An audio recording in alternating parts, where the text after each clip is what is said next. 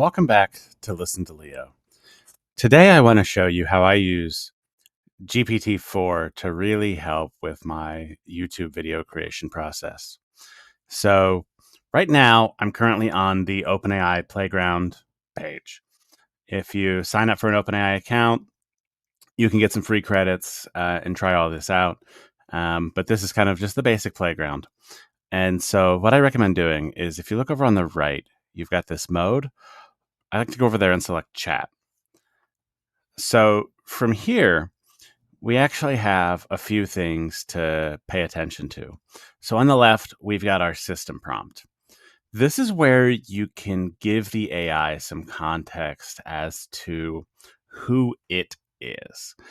And this is actually really important because what you're doing is you're kind of setting the stage for your AI to play a role in this chat. And the way I like to think about it is it's based on making predictions in what comes next in text, but it's kind of just widely varied. And so if you think about what it might say regarding some topic, let's say software engineering, it's going to say what is the most likely thing, whether it come from a software engineer or for some random person on Twitter. Now, maybe the random person on Twitter knows what they're talking about. Maybe they don't. And this is where I think we get a lot of the hallucinations. And so by giving the system a prompt on who it is, you can set the stage for getting more accurate results. And so one of the easiest things I figured out how to do was just telling it, you are a scriptwriter for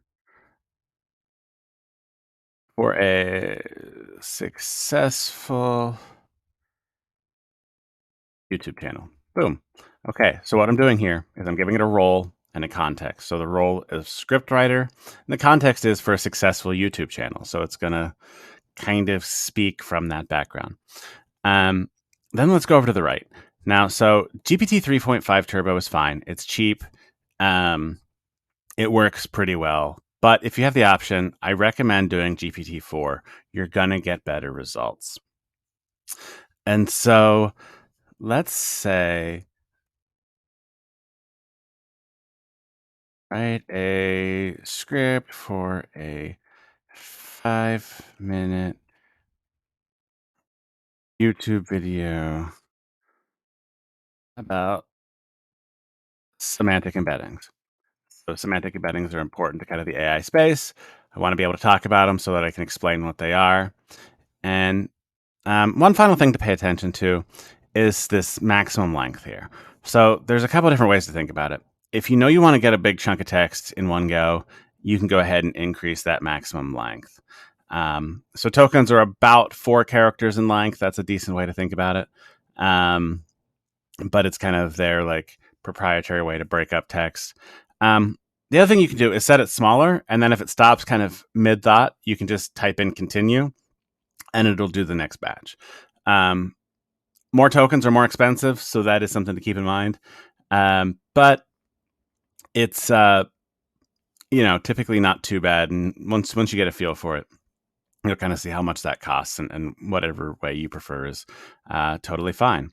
And so after we do that, we can just kind of hit submit down here, and it's going to write us a script.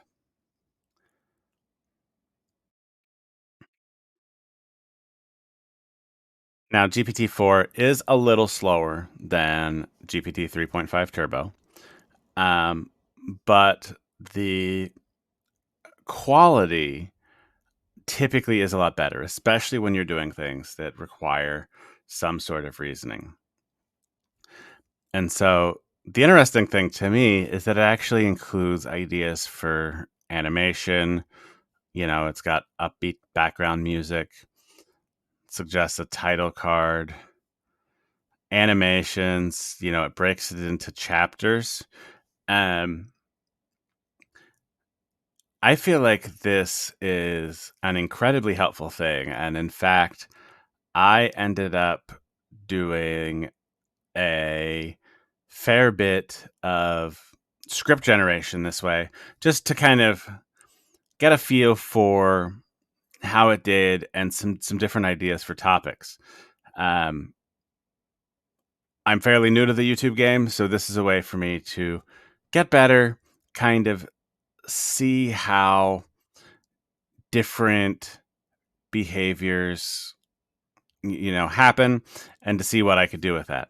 Now, one of the biggest problems here is that these are going to be pretty outdated um, processes. And the reason for that is the actual training data that GPT uses, I believe goes up through 2021. And so anything between that now and then isn't included in really what it knows about. So it understands what semantic embeddings are, but it talks about older packages and technologies for for its examples here. And so I do think one of the improvements you can make, and I'll show this off in a later video, is being able to do kind of current Google searches with um, current data, and then including that into the context as a way to kind of steer it down the right path. And so I'll be working on some kind of autonomous agents that will take care of that. So that'll be a later video. But for now, this is a good way, especially if you're talking about topics that maybe are well defined. They haven't changed much in the last couple of years. You'll be able to get some really impressive scripting done by just a few seconds worth of work. It took longer to generate it than it did to actually write out the system message, the user message, and kind of set it up here. So anyway, hope that was helpful. I'll be back again soon with more videos on how you can use AI to really enhance your creative process.